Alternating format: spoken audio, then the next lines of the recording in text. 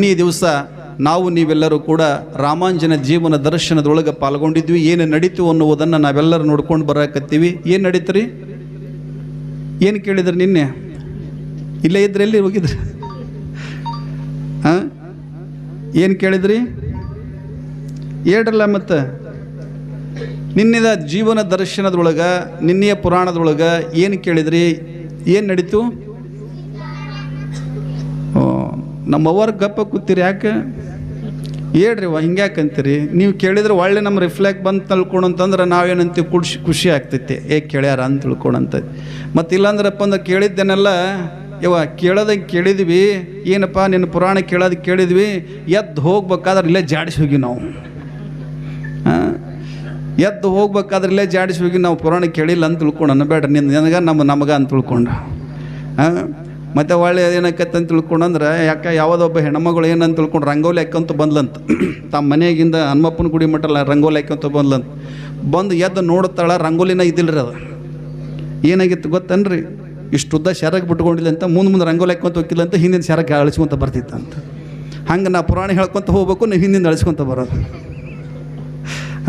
ಮರ್ಕೊಂತ ಬರೋದಲ್ಲ, ಮರಿಬಾರ್ದು, ನೆನಪಿಡಬೇಕು. ನಿನ್ನೆ ದಿವಸ ಸೀತಾರಾಮರ ಕಲ್ಯಾಣ ಮಹೋತ್ಸವ, ಅದು ಮಿಥಿಲಾ ನಗರದಲ್ಲಿ ಜನಕ ಮಹಾರಾಜ 4 ಜನ ರಾಮ, ಲಕ್ಷ್ಮಣ ಮತ್ತು ಭರತ, ಶತ್ರುಘ್ನರ ಮದುವೆ ಸಮಾರಂಭ ನಡೀತು. ಬಹಳಷ್ಟು ಅತ್ಯಂತ ವೈಭವಪೂರಿತವಾಗಿರ್ತಕ್ಕಂಥ ಮದುವೆ ಸಮಾರಂಭ. ನಾವೆಲ್ಲರೂ ಕೂಡ ಮಿಥಿಲಾ ನಗರದಲ್ಲಿ ಯಾರೂ ಕೂಡ ನೋಡಿಲ್ಲ. ಮಿಥಿಲಾ ನಗರ ಎಲ್ಲಿದೆ ಅಂತ ತಿಳ್ಕೊಂಡು ನಮಗೂ ಕೂಡ ಗೊತ್ತಿಲ್ಲ.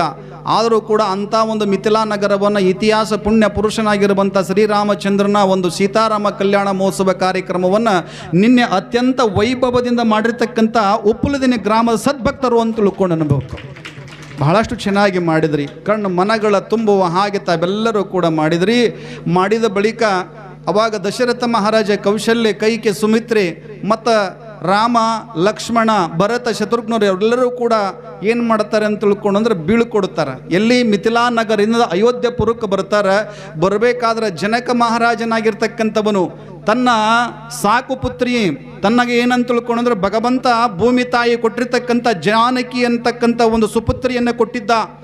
ಆ ತಾಯಿ ಕೊಟ್ಟಿರ್ತಕ್ಕಂಥವಳನ್ನು ಚೆನ್ನಾಗಿ ಬೆಳೆಸಿರ್ತಕ್ಕಂಥ ಸಮಯದೊಳಗೆ ಸಂಸ್ಕಾರ ಸಂಸ್ಕೃತಿಯಿಂದ ಬೆಳೆಸಿರ್ತಕ್ಕಂಥ ಮಗಳನ್ನು ತನ್ನ ಮನೆಯಿಂದ ಇನ್ನು ಅಯೋಧ್ಯಪುರಕ್ಕೆ ಕಳಿಸ್ಬೇಕಾದ್ರೆ ಎಷ್ಟು ದುಃಖ ಆಗಿರಬೇಕು ಎಷ್ಟು ದುಃಖ ಆಗಿರಬೇಕು.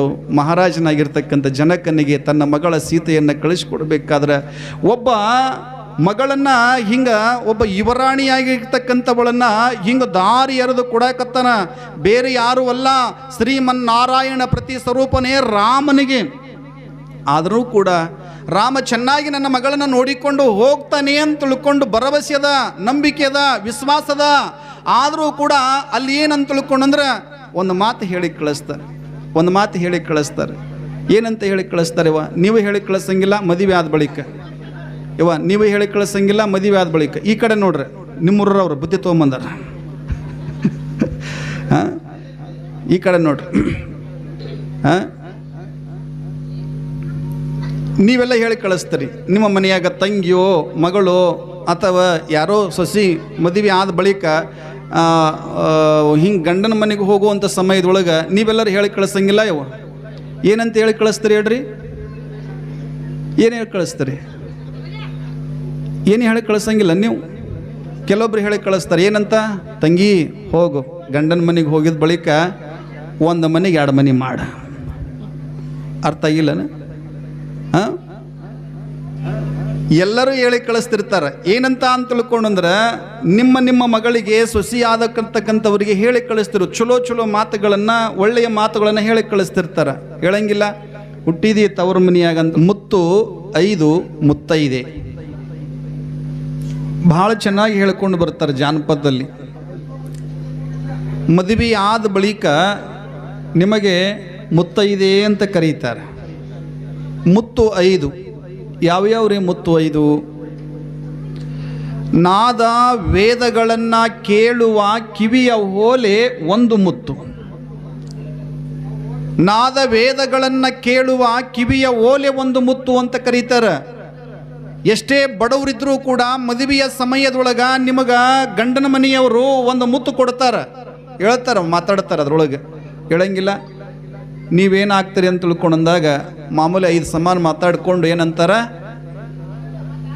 ಕಿವಿಗೆ ಹಾಕ್ಕೊಂತಾರಲ್ಲ, ಏನಂತಾರೆ? ಬುಡಿ ಕಡ್ಡಿ ನಮಗೆ ಗೊತ್ತೈತೆ ನೋಡ.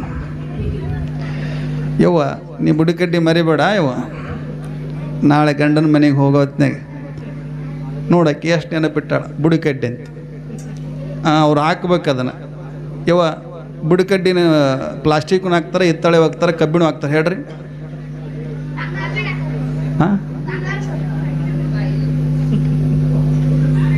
ಬಂಗಾರದು ಹಾಕ್ತಾರೆ, ಹೌದಲ್ರಿ? ಬಂಗಾರದ ಯಾಕೆ ಹಾಕ್ಬೇಕ್ರಿ ಕಿವಿ ಒಳಗೆ? ಹೌದಲ್ಲ? ಬಂಗಾರದ ಕಿವಿ ಒಳಗೆ ಯಾಕೆ ಹಾಕ್ಬೇಕಂದ್ರೆ, ಯಾಕೆ ಪ್ಲಾಸ್ಟಿಕ್ ಸಿಗ್ತಿದ್ದಿಲ್ಲ ಏನು, ಕಬ್ಬಿಣ ಸಿಗ್ತಿದ್ದಿಲ್ಲ ಏನು, ಹಿತ್ತಾಳೆ ಸಿಗ್ತಿದ್ದಿಲ್ಲ ಏನು? ಶರಣರ ಅದ್ರೊಳಗೆ ಒಂದು ಕಿಮ್ಮತ್ತದ. ಎಷ್ಟು ಬಡವರಿದ್ರೂ ಕೂಡ ಸಾಲ ಮಾಡಿ ಆದರೂ ಕೂಡ ನಿಮ್ಮ ಕಿವಿ ಒಳಗೆ ಬಂಗಾರದ ಓಲಿಯನ್ನು ಹಾಕ್ತಾರೆ. ಅದ್ರೊಳಗೆ ಒಂದು ಅರ್ಥದ. ಸುಮ್ಮನೆ ಎಲ್ಲ ನಾದ ವೇದಗಳನ್ನು ಕೇಳುವ ಕಿವಿಯ ಓಲೆ ಒಂದು ಮುತ್ತು ಅಂತಾರ. ಸುಮ್ಮನೆ ಹೇಳಕ್ಕೆ ಹೋಗಲಿಲ್ಲ, ನಾದ ವೇದಗಳನ್ನು ಕೇಳುವಂಥ ಓಲೆ. ಎಷ್ಟು ಬಡವರಿದ್ರೂ ಕೂಡ ಸಾಲಗಳ ಮಾಡಿದರೂ ಕೂಡ ಬಂಗಾರದ ಓಲಿಯನ್ನು ಹಾಕ್ತಾರೆ ನಿಮಗೆ. ಯಾರೂ ಕೂಡ ಹಿತ್ತಾಳಿ ಓಲಿಯನ್ನು ಹಾಕಲಿಲ್ಲ, ಕಬ್ಬಿಣದ ಓಲಿಯನ್ನು ಹಾಕಲಿಲ್ಲ. ಯಾಕೆ? ಬಂಗಾರ.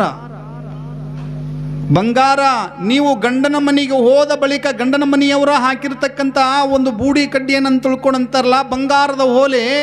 ಸದಾವಕಾಲ ನೀನು ನಿನ್ನ ಕಿವಿ ಒಳಗ ಬಂಗಾರದಂಥ ಮಾತುಗಳನ್ನು ಕೇಳು ಎನ್ನುವುದಕ್ಕಾಗಿ ಬಂಗಾರದ ಓಲೆ ಅಂತ ಕರೀತಾರೆ. ಬಂಗಾರದಂಥ ಮಾತುಗಳನ್ನು ಕೇಳು ಅನ್ನುವುದಕ್ಕಾಗಿ ಬಂಗಾರದ ಓಲೆಗಳನ್ನು ಹಾಕ್ತಾರಿವ. ನೀವು ಬಂಗಾರದ ಓಲೆ ಹಾಕ್ಕೊಂಡು ಕಬ್ಬಿಣದ ಮಾತು ಹಿತ್ತಾಳೆ ಮಾತು ಕೇಳಿದ್ರೆ ಹೆಂಗೆ ಆಕತ್ತೆ? ಕಬ್ಬಿಣದ ಮಾತು ಹಿತ್ತಾಳೆ ಮಾತು ಕೇಳಿದ್ರೆ ಹೆಂಗೆ ಆಕತ್ತೆ ಹೇಳ್ರಿ? ನಾದ ವೇದಗಳನ್ನು ಕೇಳುವ ಕಿವಿಯ ಓಲೆ ಒಂದು ಮುತ್ತು. ಕಾಲೊಳಗಿರುವಂಥ ಕಾಲುಂಗುರ ಒಂದು ಮುತ್ತು. ಕಾಲೊಳಗಿರ್ತಕ್ಕಂಥ ಒಂದು ಮುತ್ತದ ಕಾಲುಂಗುರ ಅನ್ನುವಂಥ ಒಂದು ಮುತ್ತು. ಆ ಮುತ್ತು ಏನು ಹೇಳುತ್ತದ ಅಂತ ತಿಳ್ಕೊಂಡ್ರೆ, ನೀನು ತವರು ಮನೆಗೆ ಗಂಡನ ಮನೆಗೆ ಹೋಗಿ ಬರುವುದಕ್ಕಾಗಿ ನಿನಗೆ ಅನುಮತಿಯನ್ನು ಕೊಟ್ಟಿರ್ತಕ್ಕಂಥ ಒಂದು ಉಂಗುರ, ಅದು ಕಾಲುಂಗುರ. ಅದಕ್ಕೆ ನಿನ್ನ ಕಾಲೊಳಗೆ ಸದಾವಕಾಲ ಇರಲಿ. ಅದು ತವರು ಮನೆಗೆ ಗಂಡನ ಮನೆಗೆ ಹೋಗಿ ಬರುವುದಕ್ಕಾಗಿ ಒಂದು ಮುತ್ತು, ಅದು ಕಾಲುಂಗುರ ಅಂತ ಕರೀತಾರೆ. ಅದು ಒಂದು ಮುತ್ತು, ಕಾಲುಂಗುರ ಎನ್ನುವುದಂಥ ಮುತ್ತು. ಇನ್ನು ಕೈ ಒಳಗ ಒಂದು ಮುತ್ತು. ನಿನ್ನ ಬದುಕು ಗಂಡನ ಮನೆ ಒಳಗ ಹಸರಾಗಲಿ ಎನ್ನುವುದಕ್ಕಾಗಿ ಹಸಿರು ಬಳೆ ಎನ್ನುವುದು ಒಂದು ಮುತ್ತು. ಹಸಿರು ಬಳೆ ಎನ್ನುವುದು ಒಂದು ಮುತ್ತು. ಅದಕ್ಕೆ ಹಸಿರು ಬಳೆ ಎನ್ನುವುದು ಅದಕ್ಕೂ ಒಂದು ಮುತ್ತು ಅಂತ ಕರೆದರು. ಮತ್ತು ಮೂಗಿನೊಳಗಿರ್ತಕ್ಕಂಥ ಮೂಗುತಿ ಎಷ್ಟು ಕಿಮ್ಮತ್ತು ಐತಲ್ಲ ಅದಕ್ಕೆ? ಮೂಗಿನೊಳಗಿರ್ತಕ್ಕಂಥ ಮೂಗುತಿಗೆ ಎಷ್ಟು ಕಿಮ್ಮತ್ತು ಕೊಡ್ತೀರಿ ನೀವು? ಹೌದಲ್ಲಿವು? ಯಾರೋ ಒಬ್ಬರು ಮಾಡಿಸ್ಕೊಂಬಂದ್ರು, ಪಕ್ಕದ ಮನೆಯವ್ರು ಯಾರೋ ಒಬ್ಬರು ಮಾಡಿಸ್ಕೊಂಬಂದು ಮೂಗಿನಾಗ ಇಟ್ಕೊಂಡ್ರಂದ್ರೆ ನೀವೇನಂತೀರಿ? ಶೇ ಹುಡುಗ್ರೇ, ನೀವೇನಂತೀರಿ? ಯಾವ ಊರಾಗ ಮಾಡಿಸ್ಕೊಂಬಂದು, ಎಲ್ಲಿ ತಂದಿದಿ, ಏನು ಕತ್ತಿ ಅಂತ ತಿಳ್ಕೊಂಡು ಎಲ್ಲ ಕೇಳ್ತಾರಿಲ್ರಿ? ಕೇಳ್ತಾರೆ, ಹೌದಲ್ಲ? ಎಲ್ಲಿ ಮಾಡಿಸ್ಕೊಂಬಂದು, ಎಲ್ಲಿ ಎಷ್ಟು ಕೊಟ್ಟಿ ಅಂತ ತಿಳ್ಕೊಂಡು ಎಲ್ಲ ಕೇಳ್ತಾರೆ. ಮೂಗಿನೊಳಗೆ ಒಂದು ಮೂಗುತಿ ಅನ್ನುವಂಥ ಒಂದು ಮುತ್ತು, ಹೌದಲ್ಲಿವ? ಆ ಮೂಗುತಿ ಎಷ್ಟು ಕಿಮ್ಮತ್ತದ ಅಂತ ತಿಳ್ಕೊಂಡ್ರೆ, ನಿನ್ನ ದೃಷ್ಟಿ ಸದಾಕಾಲ ಮೂಗಿನ ಮೇಲೆ ಇರಲಿ ಎನ್ನುವುದಕ್ಕಾಗಿ ಮೂಗುತಿ ಎನ್ನುವುದು ಒಂದು ಮುತ್ತು. ನಿನ್ನ ದೃಷ್ಟಿ ಸದಾಕಾಲ ಅಲ್ಲಿರಲಿ ಎನ್ನುವುದಕ್ಕಾಗಿ ಒಂದು ಮುತ್ತು ಇವ.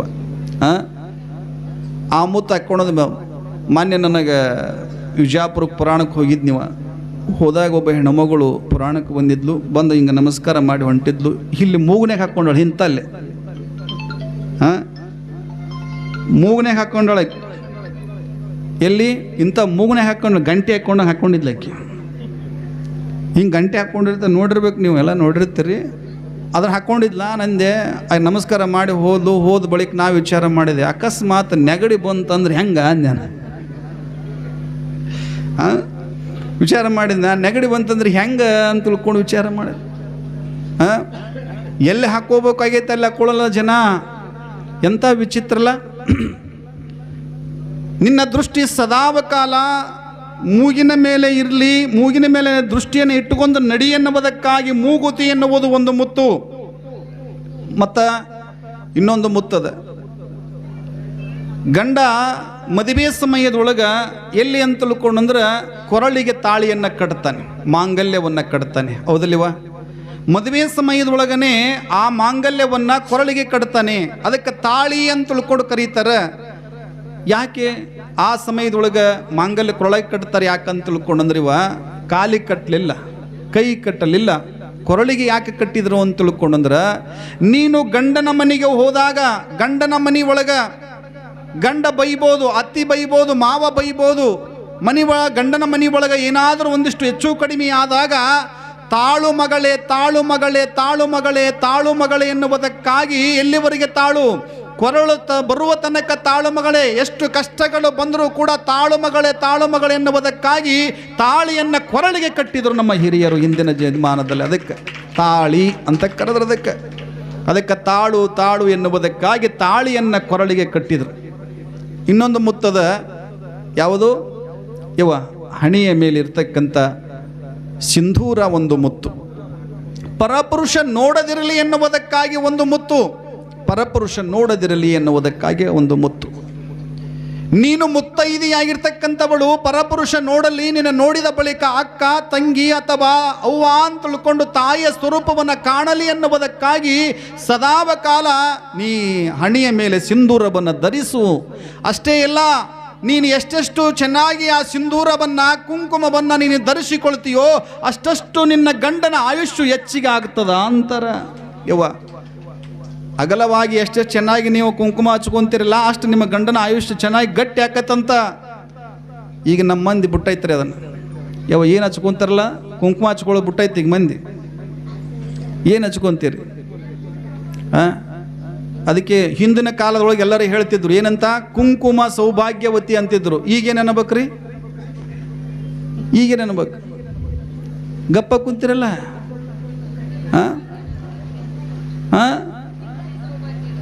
ನೋಡ್ರಿ, ನಾವು ಮೊನ್ನೆ ಒಂದು ಅಲ್ಲಿ ಪುರಾಣಕ್ಕೆ ಹೋದಾಗ ಒಂದು ಮನೆಗೆ ಜಳಕಕ್ಕೆ ಕರೆದ್ರೆ ಬಳಿಕ ಅವ್ರ ಮನೆಯಾಗ ಹೋಗಿ ನೋಡ್ತೀನಿ, ಆ ಬಕೆಟಿನ ತುಂಬ ಗಾಡಿ ತುಂಬ ಬರೀ ಹೌದ.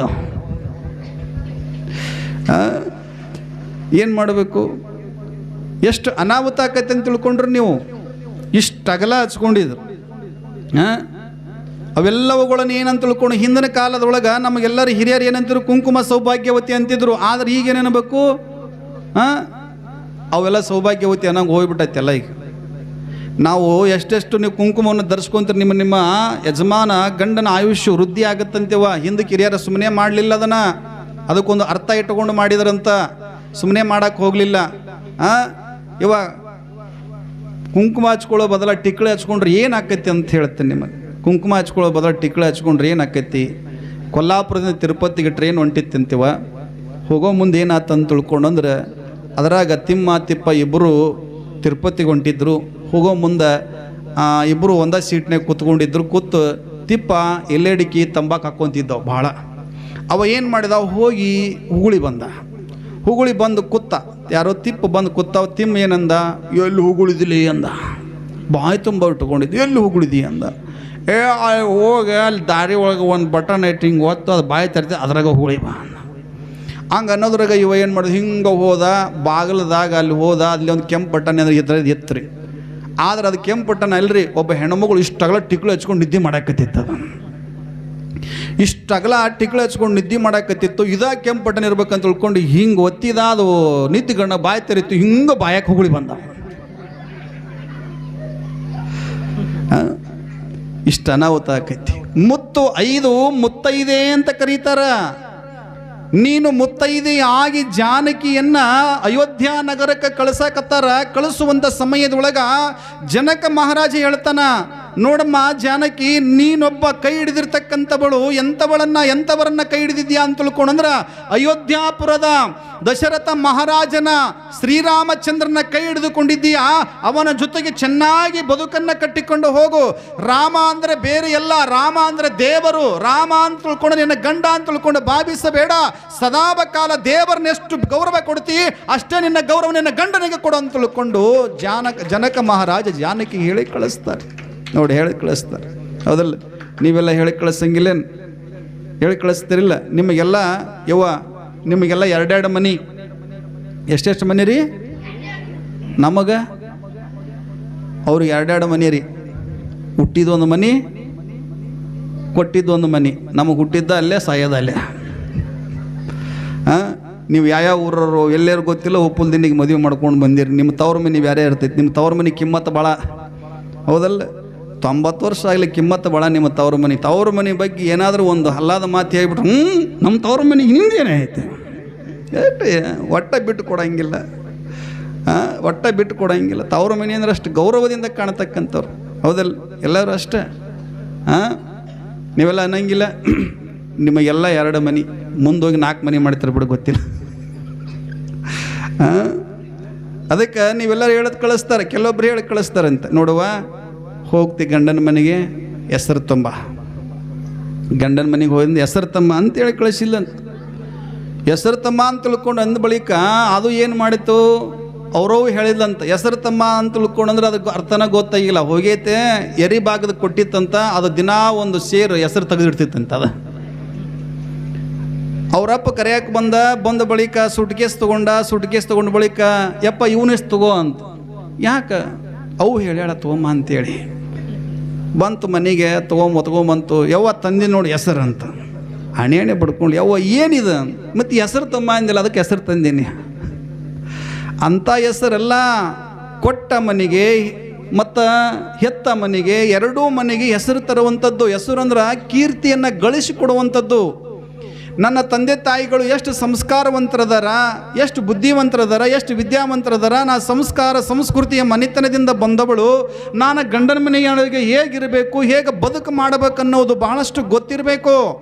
ಗೊತ್ತಾದ ಬಳಿಕ ಅಲ್ಲಿ ಹೋದ ಬಳಿಕ ಆ ಮನೆಯ ಸಂಸ್ಕೃತಿಯನ್ನು ಬೆಳೆಸೋದು. ನೀವೇನಂತ ತಿಳ್ಕೊಂಡ್ರೆ ತವರು ಮನೆಯಿಂದ ಬಂದ ಬಳಿಕ ಆ ಮನೆಯನ್ನು ಬೆಳಗುವಂಥ ಜ್ಯೋತಿಯಾಗಬೇಕು, ಜ್ಯೋತಿಯನ್ನು ಹಾರಿಸುವಂಥ ಕೆಲಸ ಮಾಡಬಾರ್ದು. ನೀವು ಆ ಮನೆಯನ್ನು ಬೆಳಗಬೇಕು, ವಂಶವನ್ನು ಬೆಳಗುವುದಕ್ಕೋಸ್ಕರ ಬಂದಿರತಕ್ಕಂಥ ಆ ಮನೆಯ ಗೃಹಿಣಿಯಲ್ಲ, ಗೃಹಲಕ್ಷ್ಮಿ ನೀವಾಗಬೇಕು ಅಂತಾರೆ. ಗೃಹಿಣಿಯಲ್ಲ, ಗೃಹಲಕ್ಷ್ಮಿ ನೀವು ಆಗಬೇಕು. ನಿಮಗೆಲ್ಲರೂ ಹೇಳುತ್ತಾರೆ ಏನಂತ, ಆ ಮನೆಗೆ ಹಿಂಗೆ ಬಂದಾಗ ಎಲ್ಲರೂ ಕೂಡ ಆ ಮನೆಗೆ ಪ್ರಥಮವಾಗಿ ನೀವು ಮನೆಯೊಳಗೆ ಪಾದವನ್ನು ಇಡಬೇಕಾದ್ರೆ ವಸ್ತುಲದೊಳಗೆ ಏನು ಮಾಡ್ತಾರೆ? ಏನು ಮಾಡ್ತಾರೆ? ವಸ್ತುಲದೊಳಗೆ ಏನು ಮಾಡ್ತಾರೆ ನಿಮಗೆ? ಅಕ್ಕಿ ಇಟ್ಟು ಬೆಲ್ಲ ಇಟ್ಟು ಹೊದಿತೀರಿ. ಅದಕ್ಕಿಂತ ಮೊದಲ ನಮ್ಮನ್ನು ಒದಿಸ್ಲಿಲ್ಲ ನೋಡು. ಒಟ್ಟ ಮಾವನ ಮನೆ ಕರ್ಕೊಂಡು ಹೊದಿಸ್ಬೇಕೇ ಇಲ್ಲ. ನೀವು ಬರೋ ತಡನ ಏನಂತೀರಿ, ಆ ಬಾಗಲ್ದಾಗ ಮಳೆ ಬಡಿತಾರಿಲ್ರಿ? ಬಡಿತಾರಿಲ್ಲ ಮಳೆ? ನಮ್ಮ ಕಡೆ ಬಡಿತಾರೆ, ನಮ್ಮೂರಾಗ. ಮತ್ತು ಬಾಗಲ್ದಾಗ ಮಳೆ ಬರ್ತಾರೆ, ಹೆಬ್ಬಟ್ಟಿನೊಳಗೆ ಮಳೆ ಬಡದು ಒಳಗೆ ಹೋಗ್ಬೇಕಾದ್ರೆ ಬೆಲ್ಲ ಅಕ್ಕಿ ಏನೆಲ್ಲ ಇಟ್ಟು ದವಸ ಧಾನ್ಯಗಳನ್ನ ಇಟ್ಟು ಹೋದಾಗ ಆ ಮನೆ ಬೆಳಗಲಿ ಅಂತ ತಿಳ್ಕೊಂಡು ಅಂತಿರ್ತಾರೆ. ಹೌದಲ್ಲ? ಮಳೆ ಯಾಕೆ ಬಡಿತಾರಿವ? ಮಳೆ ಯಾಕೆ ಬಡಿತಾರೆ ಹೇಳು? ಅದಕ್ಕನೇ ನಮಗೆ ಹೆಂಗೆ ಗೊತ್ತ? ಹಾಗೆ ಬಡಿತಾರೆ ಹಿಂದ್ಲಿಂದ. ಅದಕ್ಕೆಲ್ಲವ ಯಾರಾದರೂ ಮನೆಯೊಳಗೆ ಜಗಳ ಬಂತಂತ ತಿಳ್ಕೊಂಡ್ರೆ, ನಾ ಹಂಗೆ ಬಂದಿಲ್ಲ, ವಸ್ತುಲಿಗೆ ಮಳೆ ಪಡ್ಕೊಂಡ ಬಂದೀನಿ. ಹಂಗೆ ಬಂದಿಲ್ಲ, ನಾ ವಸ್ತುಲೊಳಗೆ ಮಳೆ ಪಡ್ಕೊಂಡು ಬಂದೀನಿ, ನಾ ಹಂಗೆ ಬಂದೀನಿ ನಾನು.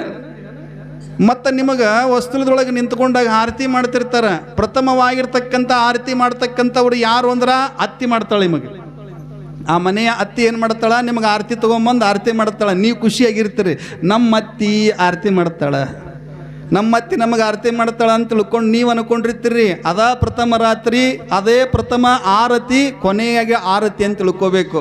ದಿನ ನಡೆಯೋದು ಮಂಗಳಾರತಿನೇ ನಿಮಗೆ. ದಿನ ನಡೆಯೋದು ಮಂಗಳಾರತಿ. ಯಾಕಂದ್ರೆ ಆಕೆ ಆರತಿ ಮಾಡಿದ್ದು ಕೊನೆಯ ಆರತಿ ಆಗಿರ್ತದ. ದಿನ ನಡೆಯೋದು ಮಂಗಳ ಆರತಿ ನಡೀತದ. ಅದಕ್ಕೆ ಆ ಮನೆಯ ಬಾಗಿಲವನ್ನು ದಾಟಬೇಕಾದ್ರೆ ನೀ ಮನೆಯನ್ನು ನಾನು ಬೆಳಗೋದಕ್ಕಾಗಿ ಬಂದವಳು ನಾನು ಅಂತ ತಿಳ್ಕೊಂಡು ನೀವು ಮನಸ್ಸಿನೊಳಗೆ ಗಟ್ಟಿ ಮಾಡಿಕೊಂಡು ಹೇಳ್ಕೊಂಡು ಬರಬೇಕಲ್ಲ. ಆ ಮನೆಯ ವಂಶವನ್ನು ಬೆಳಗತಕ್ಕಂಥವಳು. ಒಂದು ಮನೆಯನ್ನು ಬಿಟ್ಟು ಮತ್ತೊಂದು ಮನೆಗೆ ಬರಬೇಕಾದ್ರೆ ಸುಮ್ಮನೆ ಎಲ್ಲ, ಆ ಮನೆಯ ವಂಶವನ್ನು ಬೆಳಗ್ತಕ್ಕಂಥವಳು ಶರಣರ. ಆ ಮನೆ ಒಳಗೆ ಬಂದ ಬಳಿಕ ಆ ಮನೆಯ ವಾತಾವರಣವೇ ಬದಲಾಗ್ತೈತಿ. ಆ ಮನೆಯ ವಾತಾವರಣ ಬದಲಾಗ್ತೈತಿ. ಅದಕ್ಕೆ ಆ ಮನೆ ಒಳಗೆ ಬಂದ ಬಳಿಕ ನೀವೆಲ್ಲರೂ ಕೂಡ ಏನಂತೀರಿ, ಒಂದು ಹೊಸ ವಾತಾವರಣ ಆಗ್ತೈತಿ. ಹೊಸ ವಾತಾವರಣ ಅಂದ್ರೇನು? ಅಲ್ಲಿದ್ದವರು, ತವರು ಮನೆಯಾಗಿದ್ದವರು, ತಂದೆ ಇರಂಗಿಲ್ಲ, ತಾಯಿ ಇರಂಗಿಲ್ಲ, ಇಲ್ಲಿ ಅತ್ತೆ ಇರ್ತಾರೆ, ಮಾವ ಇರ್ತಾನೆ, ಗಂಡ ಇರ್ತಾನೆ, ಮೈದನೇ ಇರ್ತಾರೆ, ನಾದಿನೇ ಇರ್ತಾರೆ. ಆದ್ರೆ ಅಲ್ಲಿರ್ತಕ್ಕಂಥವ್ರು ಇಲ್ಲಿ ಯಾರೂ ಇರಂಗಿಲ್ಲ. ಆದ್ರೆ ನೀವೆಲ್ಲರೂ ಕೂಡ ನಿಮಗೊಂದು ಮಾತು ಹೇಳ್ತಾರೆ. ನಿಮಗೇನಂತ ತಿಳ್ಕೊಂಡ್ರೆ, ಅಲ್ಲಿವರೆಗೂ ಸಣ್ಣವ್ರು ಇರ್ತೀರಿ. ಯಾವಾಗ ಆ ಮನೆಯನ್ನು ಪ್ರವೇಶ ಮಾಡಿದ ಬಳಿಕ ಆ ಮನೆಯ ಗೃಹಲಕ್ಷ್ಮಿ ಅಂತ ಕರೀತಾರೆ. ನಿಮಗೆ ಆ ಮನೆಯ ಗೃಹಲಕ್ಷ್ಮಿ ಅಂತ ಕರೀತಾರೆ. ಸುಮ್ಮನೆ ಅನ್ನಂಗಿಲ್ಲ, ಗೃಹಲಕ್ಷ್ಮಿ. ಆ ಮನೆಯನ್ನು ಬೆಳಗುವಂಥ ಮಹಾಲಕ್ಷ್ಮಿ ನೀವು ಆಗಬೇಕು. ಆ ಮನೆಯನ್ನು ಬೆಳಗ್ತಕ್ಕಂಥ ಮಹಾಲಕ್ಷ್ಮಿ. ಯಾರೋ ಹೇಳಿದ್ರಂತ, ಹೊಸ್ದಾಗಿ ಮದುವೆ ಆತಂತ. ಮದುವೆ ಆದ ಬಳಿಕ ಅತ್ತಿ ಹೇಳಕತ್ತಿಲ್ಲಂತ, ನೋಡುವ ನಾ ಈ ಮನೆಯಾಗ ಹೋಮ್ ಮಿನಿಸ್ಟ್ರ್ ಅನ್ಲಂತ ಆಕೆ. ನಾ ಈ ಮನೆಯಾಗ ಹೋಮ್ ಮಿನಿಸ್ಟ್ರ್ ಖಾತೆ ನಂದು, ಆಮೇಲೆ ಹಣಕಾಸು ಖಾತೆ ನನ್ನ ಗಂಡಂದು. ಹಣಕಾಸು ಖಾತೆ ನನ್ನ ಗಂಡ ಫೈನಾನ್ಸ್ ಮಿನಿಸ್ಟ್ರ್ ಅವ, ನನ್ನ ಗಂಡ ಫೈನಾನ್ಸ್ ಮಿನಿಸ್ಟ್ರ್. ಮತ್ತು ನನ್ನ ಮಗಳದಳಲ್ಲ ಡೆವಲಪ್ಮೆಂಟ್ ಮಿನಿಸ್ಟ್ರ್ ಆಕಿ, ಅಭಿವೃದ್ಧಿ ಖಾತೆ ಹಾಕಿದೈತಿ. ಮತ್ತು ನಿನ್ನ ಗಂಡ ಏನದಾನಲ್ಲ ಅವ ಉಸ್ತುವಾರಿ ಸಚಿವದಾನ. ಮತ್ತು ಇಷ್ಟೆಲ್ಲ ಖಾತೆಗಳದಾವ, ನಿನಗೆ ಈ ಖಾತೆ ಯಾವುದು ಬೇಕು ಹೇಳ ಅಂತ ತಿಳ್ಕೊಳಲ್ಲಂತ ಆತ್ತಿ. ಯಾರಿಗೆ? ಸೊಸಿಗೆ ಅನ್ಲಂತ. ಆಕೆ ಅನ್ಲಂತ, ಅಲ್ಲತ್ತಿ ಚಲೋ ಚಲೋ ಖಾತೆ ಎಲ್ಲ ನೀವು ತೊಗೊಂಡು ಬಳಿಕ ನನಗೆ ಅಂದ ತೊಗೊಂಡೋದಿ, ನಾ ವಿರೋಧ ಪಕ್ಷದಾಗ ಇರ್ತೀನಿ ಬಿಡು ಅನ್ಲಂತ ಆಕೆ. ವಿರೋಧ ಪಕ್ಷದಾಗ ಇರ್ತೀನಿ ಬಿಡು ಅಂತ ತಿಳ್ಕೊಳಲ್ಲಂತ. ನೋಡಿ ಹೆಂಗಿರ್ಬೇಕು. ಅದಕ್ಕೆ ಮನೆ ಒಳಗೆ ಬಂದ ಬಳಿಕ ಮನೆಯೇ ಮಂತ್ರಾಲಯವಾಗಬೇಕಂತ. ಮನೆಯೇ ಮಂತ್ರಾಲಯವಾಗಬೇಕು, ಮನೆಯೇ.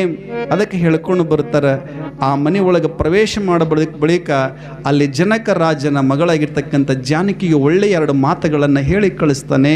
ನೋಡುಮ್ಮ, ನೀನು ಒಬ್ಬ ಮಹಾರಾಜನನ್ನು ಕೈ ಹಿಡಿದುಕೊಂಡಿರ್ತಾ ಇದೆಯಾ, ಅವನಿಗೆ ಏನು ಕುಂದು ಕೊರತೆಗಳನ್ನು ಆಗದಂತೆ ನೀನು ನೋಡಿಕೊಂಡು ಹೋಗಬೇಕು ಅಂತ ತಿಳ್ಕೊಂಡು ಹೇಳ್ತಾರೆ. ಅದಕ್ಕೆ ಹಾಡ್ತಾರೆ, ಕೇಳಿ. ಹೆಣ್ಣು ಲೋಕದ ಕಣ್ಣು ಎಂಬಾಗಾದೆಗೆ ರತ್ನ ಪ್ರಾಯಳಾಗಬೇಕು ಸ್ತ್ರೀ ಬಾಳ ಭುವಿಗೆ. ಹೆಣ್ಣು ಕಣ್ಣಾಗಬೇಕು ಒಳ್ಳೆಯ ಹೆಸರು ತರಬೇಕು. ಹೆಣ್ಣು ಕಣ್ಣಾಗಬೇಕು ಒಳ್ಳೆಯ ಹೆಸರು ತರಬೇಕು. ತವರಿಗೆ ನಿಮ್ಮ ತವರಿಗೆ, ತವರಿಗೆ ನಿಮ್ಮ ತವರಿಗೆ, ತವರಿಗೆ ನಿಮ್ಮ ತವರಿಗೆ.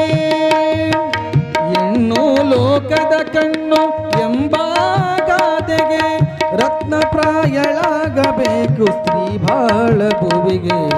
ಹೆಣ್ಣು ಕಣ್ಣಾಗಬೇಕು ಒಳ್ಳೆಯ ಹೆಸರು ತರಬೇಕು. ತವರಿಗೆ ನಿಮ್ಮ ತವರಿಗೆ.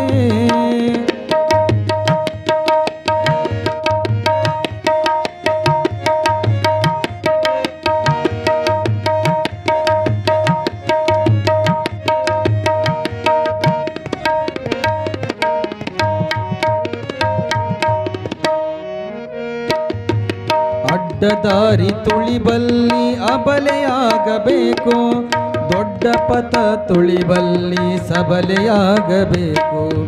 ಅಡ್ಡದಾರಿ ತುಳಿಬಲ್ಲಿ ಅಬಲೆಯಾಗಬೇಕು, ದೊಡ್ಡ ಪಥ ತುಳಿಬಲ್ಲಿ ಸಬಲೆಯಾಗಬೇಕು. ಹಡೆದವರ ಮನದಲ್ಲಿ ಹಾಲಾಗಿ ಹರಿಬೇಕು, ಹಡೆದವರ ಮನದಲ್ಲಿ ಹಾಲಾಗಿ ಹರಿಬೇಕು. ಪಡೆದವರ ಬಾಳಿನಲ್ಲಿ ಬೆಳಕಾಗಿ ಬರಬೇಕು, ಪಡೆದವರ ಬಾಳಿನಲ್ಲಿ ಬೆಳಕಾಗಬೇಕು ತವರಿಗೆ. ನೀವು ಗಂಡನ ಮನೆ ಒಳಗೆ ಗೃಹಲಕ್ಷ್ಮಿಯಾಗಿ ಜ್ಯೋತಿಯಾಗಿ ಬೆಳಗಿದ್ರಂದ್ರೆ ತವ್ರ ಮನೆ ಕೀರ್ತಿ ತನ್ನಷ್ಟಕ್ಕೆ ತಾನ ಬೆಳಗ್ತದೆ. ಯಾವ ಮನೆಯಿಂದ ಬಂದಾರಪ್ಪ? ಭಾಳ ಸಂಸ್ಕಾರ ಸಂಸ್ಕೃತಿ ಮನೆತನದಿಂದ ಬಂದಾರ ಅಂತಾರೆ. ಜಾನಕಿಯನ್ನು ಕಳಿಸ್ಬೇಕಾದ್ರೆ ಜನಕ ಮಹಾರಾಜ ಸೀತೆಯನ್ನು ಕಳಿಸ್ಬೇಕಾದ್ರೆ ಸುಮ್ಮನೆ ಕಳಿಸಲಿಲ್ಲ. ಅವಳಿಗೆ ಒಂದಿಷ್ಟು ಸಂಸ್ಕಾರ ಸಂಸ್ಕೃತಿಯನ್ನು ಮೊದಲಿಂದ ಕೊಟ್ಟಿದ್ದ, ಹೇಳಿ ಕಳಿಸ್ತಾನೆ. ನೋಡು, ನೀನು ಕೈ ಹಿಡಿದಿರ್ತಕ್ಕಂಥವನು ಸಾಮಾನ್ಯದವನಲ್ಲ. ಅಯೋಧ್ಯಪುರದ ಅರಸ ಶ್ರೀರಾಮನ ಕೈ ಹಿಡಿದುಕೊಂಡಿದ್ದೀಯಾ, ಹೋಗು ಆರಾಮಾಗಿ ಜೀವನ ಮಾಡು. ಆದರೆ ಏನೇ ಕಷ್ಟಗಳು ಬಂದರೂ ಕೂಡ ಅಲ್ಲಿಗೆ ಹೋದ ಬಳಿಕ ಏನೇ ಎಂಥ ಸಮಸ್ಯೆಗಳು ಬರೋದು ಸಹಜ. ಯಾಕಂದ್ರೆ ಬೇರೆಯವರ ಪರಿಚಯ, ಆತ್ಮೀಯರ ರಕ್ತ ಸಂಬಂಧದವರು ಯಾರೂ ಇರೋದಿಲ್ಲ. ಅವರೆಲ್ಲರೂ ರಕ್ತ ಸಂಬಂಧ ಇರದೇ ಇರತಕ್ಕಂಥವ್ರು ಆದರೂ ಕೂಡ ನಿನ್ನ ಭಾವದೊಳಗೆ ಏನಂತ ತಿಳ್ಕೋಬೇಕು, ಅವರೆಲ್ಲರೂ ಕೂಡ ನಿನ್ನ ರಕ್ತ ಸಂಬಂಧದವರೇ ಅಂತ ತಿಳ್ಕೊಂಡು ಮಾಡ್ಕೊಂಡು ಹೋದಿ ಅಂದ್ರೆ ನಿನ್ನ ಜೀವನ ಭವ್ಯ ದಿವ್ಯವಾಗ್ತದ ಅಂತಾರೆ. ಜನಕ ಹೇಳಿ ಕಳಿಸ್ತಾನೆ. ನೋಡು, ಹೋದ ಬಳಿಕ ಸಹಜವಾಗಿ ಬರ್ತಿರ್ತ ಜಗಳ ಬರೋದು. ಆ ಬಂದಾಗ ಅವುಗಳನ್ನು ಸಣ್ಣದಿದ್ದನ್ನು ದೊಡ್ಡದು ಮಾಡಲಿಕ್ಕೆ ಹೋಗಬೇಡ. ಏನೋ ಒಂದು ಮಾತು ಅಂತಿರ್ತಾರೆ, ಅದನ್ನು ಸಹಜವಾಗಿ ತೆಗೆದುಕೊಂಡು ಹೋಗಿಬಿಡು. ಮತ್ತು ದಶರಥ ಮಹಾರಾಜ 60,000 ವರ್ಷಗಳ ಪರ್ಯಂತರ ಈ ಭೂಮಿಯನ್ನು ಆಳಿರ್ತಕ್ಕಂಥವನು, ಅಯೋಧ್ಯಪುರವನ್ನು ಆಳಿರ್ತಕ್ಕಂಥ ಮಹಾರಾಜ. ಅವನು ದೇವತಾ ಪುರುಷ ಇದ್ದಾಗೆ. ಮತ್ತು ನಿಮ್ಮ ಅತ್ತೆಯರು ಕೌಶಲ್ಯ, ನಿಮ್ಮ ಅತ್ತೆ ಬಹಳಷ್ಟು ಒಳ್ಳೆಯವಳದಾಳ. ಮತ್ತು ನೀ ಎಲ್ಲ ಬಹಳ ಪುಣ್ಯ ಮಾಡಿದಿ. ಮತ್ತು ಕೌಶಲ್ಯ, ಕೈಕೆ, ಸುಮಿತ್ರ ಇವರೆಲ್ಲರೂ ಕೂಡ ನಿಮ್ಮ ಅತ್ತೆಯವರ ಜೊತೆಗೆ ಯಾವುದೇ ಭೇದ ಭಾವ ಮಾಡದಂತೆ ಹಾಗೆ ನಡ್ಕೊಂಡು ಹೋಗು ಅಂದ್ರು. ಹಾಗೆ ನಡ್ಕೊಂಡು ಹೋಗ್ಬೇಕು. ಹಿಂಗತಿ ಯಾರು ಹೇಳ್ತಾರೆ ಹೇಳ್ರಿ? ಯಾರ ಮನೆ ಒಳಗಾದ್ರೆ ಹೇಳ್ತಾರನು? ಹೇಳಬೇಕಲ್ಲ, ಮನೆ ಒಳಗೆ ಹೇಳಬೇಕು. ಮನೆ ಒಡೆಯದಂತೆ ನೋಡಿಕೊಂಡು ಹೋಗು ಅಂತ ತಿಳ್ಕೊಂಡು ಹೇಳಬೇಕೆ ವಿನಃ ಮನೆ ಹೊಡೆದು 2 ಮಾಡಿ ಬಾರವ ಅಂತ ತಿಳ್ಕೊಂಡು ಅನ್ನಬಾರ್ದು. ಜನಕ ಹೇಳಿದ ಬಳಿಕ ಜಾನಕಿ ಹೋಗ್ತಾಳೆ. ಜಾನಕಿ ಹೋದ ಬಳಿಕ ಆ ಒಂದು ಅಯೋಧ್ಯಪುರದಲ್ಲಿ ಭಯಂಕರವಾಗಿರುವಂಥ ಮೆರವಣಿಗೆ ಮುಖಾಂತರವಾಗಿ ರಾಮ, ಲಕ್ಷ್ಮಣ, ಭರತ, ಶತ್ರುಘ್ನರು, ರಾಮ, ಸೀತೆ, ಲಕ್ಷ್ಮಣ, ಊರ್ಮಿಳೆ, ಭರತ, ಮಾಂಡವಿ, ಶತ್ರುಘ್ನ, ಶ್ರುತಕೀರ್ತಿಯವರು 4 ಮಂದಿ ಸ್ವಸ್ಥರನ್ನ ಆ ತಾಯಿ ಬರಮಾಡಿಕೊಳ್ಬೇಕಲ್ಲ. ಅಯೋಧ್ಯ ಅರಮನೆ ಒಳಗೆ ಎಲ್ಲರನ್ನು ಬಹಳಷ್ಟು ಶೃಂಗಾರಮಯವಾಗಿರುವಂಥ ಅಯೋಧ್ಯಪುರವನ್ನು ಶೃಂಗಾರಮಯವಾಗಿ ಮಾಡಿದ್ರಂತ. ಮೆರವಣಿಗೆ ಮುಖಾಂತರವಾಗಿ ಕರೆದುಕೊಂಡು ಅರಮನೆಯನ್ನು ಪ್ರವೇಶ ಮಾಡ್ತಾರೆ. ಅರಮನೆಯನ್ನು ಪ್ರವೇಶ ಮಾಡ್ತಾ ಇರುವಂಥ ಸಮಯದೊಳಗೆ ಎಲ್ಲರೂ ಖುಷಿಯಾಗಿರ್ತಾರೆ. ಏನು ಹಿಂಗೆ ರಾಮನ ಮದುವೆ ಆಯಿತು, ಲಕ್ಷ್ಮಣನ ಮದುವೆ ಆಯಿತು ಅಂತ ತಿಳ್ಕೊಂಡು ಖುಷಿ ಪಡ್ತಾರೆ. ಖುಷಿಪಟ್ಟರು. ಆದರೆ ಮನೆಯೊಳಗೆ ಹೋದ ಬಳಿಕ ಯಾರ್ಯಾರು ಮನೆಯೊಳಗೆ ಹೋದ ಬಳಿಕ ಅಲ್ಲಿ ವಾತಾವರಣ ಬದಲಿ ಇರ್ತೈತಿ. ನಮಗೆ ಹೊಂದಿಕೆ ಆಗುವಂಥ ವಾತಾವರಣವೇ ಕಡಿಮೆ ಇರ್ತೈತೆ. ಅಂಥ ಒಂದು ಪ್ರಸಂಗ ಅಲ್ಲಿ ಒದಗಿ ಬರ್ತದೆ. ಆದರೂ ಕೂಡ ನಾವು ಹೊಂದಿಕೆ ಆಗಬೇಕು, ನಾವು ಹೊಂದಿಕೆ ಆಗಲೇಬೇಕಾಗ್ತದೆ. ಅಂಥ ಒಂದು ಪ್ರಸಂಗ ನಮಗೆ ಬಂದಿರ್ತೈತಿ. ಹಂಗೆ ಅಲ್ಲಿ ಏನಂತ ತಿಳ್ಕೊಂಡಂದ್ರೆ ನಾವೆಲ್ಲರೂ ತಿಳ್ಕೋಬೇಕು. ಏನಂತ ತಿಳ್ಕೊಂಡಂದ್ರೆ ಇವತ್ತಿನ ನಾಡಿನೊಳಗೆ ಇರಲಿ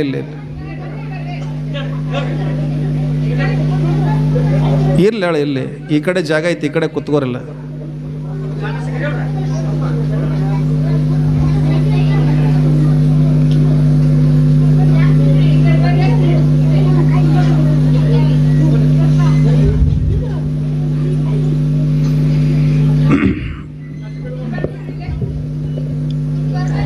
ಹಾಂ, ಕೂಡ್ಲಿ ಬಿಡ್ರಿ, ಎಲ್ಲಿ ಕೊಡ್ತಾರೆ, ಎಲ್ಲ ಕಡೆ ಜಾಗ ಕೂಡ್ಲಿ. ಅವರಿಗೆ ಹಿತೋಪದೇಶಗಳನ್ನು ಹೇಳ್ತಕ್ಕಂಥ ವಾಸಿಷ್ಠ ಮಹರ್ಷಿಗಳು ದಿನನಿತ್ಯ ಬೆಳಗ್ಗೆ ಎದ್ದ ಬಳಿಕ ರಾಮನ ಒಂದು ಸೇವೆ, ಮತ್ತು ಊರ್ಮಿಳೆ ಆಗಿರ್ತಕ್ಕಂಥವಳು ಲಕ್ಷ್ಮಣನ ಒಂದು ಸೇವೆ, ಮಾಂಡವಿ ಆಗಿರ್ತಕ್ಕಂಥವಳು ಭರತನ ಸೇವೆ, ಶ್ರುತಕೀರ್ತಿ ಆಗಿರ್ತಕ್ಕಂಥವಳು ಶತ್ರುಘ್ನನ ಸೇವೆಯನ್ನು ಮಾಡ್ತಾ ಇದ್ಲು. ನೋಡಿ ಹೆಂಗಾರೆ ಒಂದು ಸೇವೆಯನ್ನು ಮಾಡ್ಕೊಂಡು ಹೋಗ್ತಿದ್ದವರು. ಅದಕ್ಕೆ ಮನೆಯೇ ಗುಡಿಯಮ್ಮ. ಅವ್ರು ಹೇಳಂಗಿಲ್ಲ ಪತಿಯೇ ದೇವರಮ್ಮ, ಮನೆಯೇ ಗುಡಿಯಮ್ಮ ಅಂತ ತಿಳ್ಕೊಂಡು ಹೇಳ್ಕೊಂಡು ಬರ್ತಾರೆ.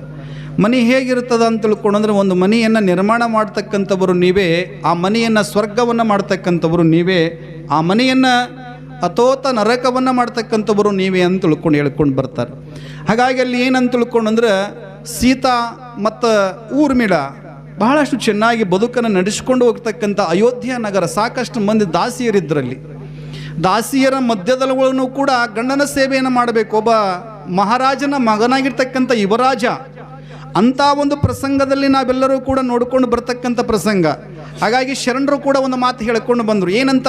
ಸತಿಯಿಂದ ಸಂತನಾದ ತುಳಸಿದಾಸ, ಸತಿಯಿಂದ ಶ್ರೇಷ್ಠನಾದ ದಾಸಿಮಾರ್ಯ, ಜೇಡರ ದಾಸಿಮಾರ್ಯ, ಸತಿಯಿಂದ ಮಹಾಂತನಾದ ರಾಮಕೃಷ್ಣ ಪರಮಹಂಸರು, ಸತಿಯಿಂದ ರತಿಯಾದ ಬಸವಣ್ಣನವರು, ಸತಿ ಪತಿಗಳ ಒಂದಾದ ಭಕ್ತಿ ಹಿತವಪ್ಪುವುದು ಶಿವನಿಗೆ ಎನ್ನುವ ಹಾಗೆ ಅವ್ರು ಎಷ್ಟು ಚಲೋ ಮಾತು ಹೇಳ್ಕೊಂಡು ಬರ್ತಾರ. ಸತಿಯಿಂದ ಸಂತನಾದ ತುಳಸಿದಾಸ. ಒಬ್ಬ ಸತಿ ಹೇಗಿರ್ಬೇಕನ್ನುವುದನ್ನು ತುಳಸಿದಾಸನ ಹೆಂಡತಿಯಾಗಿರ್ತಕ್ಕಂಥವಳು ಹೇಳಿಕೊಟ್ಟ ಬಳಿಕ ಮುಂದೊಂದು ದಿನ ಸಂತನಾದ ಅಂತ ಹೇಳ್ತಾರೆ. ಹೇಗೆ ಸಂತನಾದ? ಒಂದೇ ಒಂದು ಮಾತಿನಿಂದ ಆ ತಾಯಿ ಒಂದು ಮಾತು ಹೇಳುತ್ತಾಳ, ಅಲ್ಲ ನನ್ನ ಮೇಲೆ ಇಟ್ಟಿರ್ತಕ್ಕಂಥ ಪ್ರೀತಿ ಪ್ರೇಮವನ್ನು ಆ ರಾಮನ ಮೇಲೆ ಇಟ್ಟಿದ್ರಂದ್ರೆ ಇಷ್ಟೊತ್ತಿಗಾಗಲೇ ರಾಮ ನಿನಗೆ ಪ್ರತ್ಯಕ್ಷನಾಗ್ತಿದ್ದ, ಆ ರಾಮ ನಿನಗೆ ಆಶೀರ್ವಾದ ಮಾಡ್ತಿದ್ದ, ಕೃಪೆ ಮಾಡ್ತಿದ್ನಲ್ಲ ಅಂತ ತಿಳ್ಕೊಂಡ ಬಳಿಕ ಆ ಕ್ಷಣವೇ ಹಿಂಬರಿಕಿಲೆ ಹೋದಂಥ ಮನೆಯನ್ನು ಬಿಟ್ಟು ಎದುರುಗಡೆ ಬರ್ತಕ್ಕಂಥ ಹೆಂಡತಿಯನ್ನು ನೋಡಿದ ಬಳಿಕ ರಾಮನನ್ನ ಪ್ರತ್ಯಕ್ಷನಾಗ್ತಿದ್ನಲ್ಲ ಅಂತ ತಿಳ್ಕೊಂಡು ಅನ್ನುವುದಷ್ಟೇ ತಡ, ಹಿಂದುಗಡೆಯಿಂದ ಹೋದಂಥ ಆ ಕ್ಷಣವೇ ಸಂತನಾಗಿ ಬಂದ ಅಂತ ತಿಳ್ಕೊಂಡು ಹೇಳ್ಕೊಂಡು ಬರ್ತಾರೆ. ಅದಕ್ಕೆ ಸತಿಯಿಂದ ಸಂತನಾದ, ಸತಿಯಿಂದ ಶ್ರೇಷ್ಠನಾದ ಯಾರು? ರಾಮಕೃಷ್ಣ ಪರಮಹಂಸರು. ಯಾಕೆ ಇವರಿಗೆ ಶ್ರೇಷ್ಠ ಅಂತ ತಿಳ್ಕೊಂಡು ಕರ್ಕೊಂಡ್ಬರ್ತಾರೆ? ರಾಮಕೃಷ್ಣ ಪರಮಹಂಸರು ಅವರು ಮದುವೆ ವಲ್ಯ ಅಂತ ತಿಳ್ಕೊಂಡಂದ್ರು. ಮದುವೆ ವಲ್ಯ ಅಂದ ಬಳಿಕ ತಂದೆ ತಾಯಿಗಳು ಒತ್ತಾಯ ಮಾಡಿದ್ರಂತೆ. ತಂದೆ ತಾಯಿಗಳ ಒತ್ತಾಯದ ಮೇರೆಗೆ ಅವ್ರ ಮಾತು, ತಂದೆ ತಾಯಿಗಳ ಮಾತು ಮೀರಬಾರ್ದು ನಾನು ಅಂತ ತಿಳ್ಕೊಂಡು ಮದುವೆ ಮಾಡಿಕೊಂಡ.